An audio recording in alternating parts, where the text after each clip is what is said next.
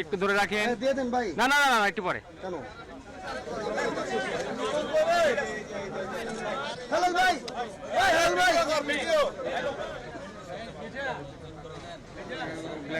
Black হয়ে গেছে। চাচা তুমি আমার সাথে দেখা করে দিও।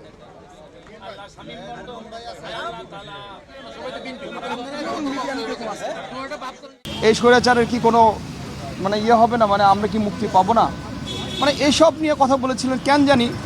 মানে 4 দিন আগে উনি কখনোই আমার সাথে এরকম করে কথা বলেনি। হয়তো তার মন বলছিল সে চলে যাবে বা কিছু একটা।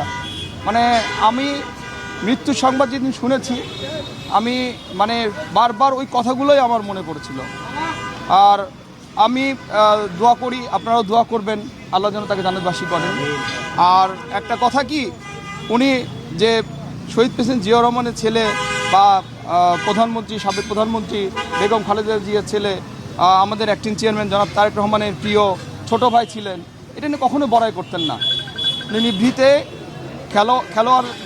খেলোয়াড়দের এগিয়ে নিয়ে গেছে এবং বাংলাদেশকে বিশ্বের মানচিত্রে উদ্ভাসিত করেছে। আর আপনারা সবাই দোয়া করবেন। আজকে ওনার জন্মবার্ষিকী, আর ওনার জন্মদিনের সবাইকে আমি শুভেচ্ছা জানাচ্ছি।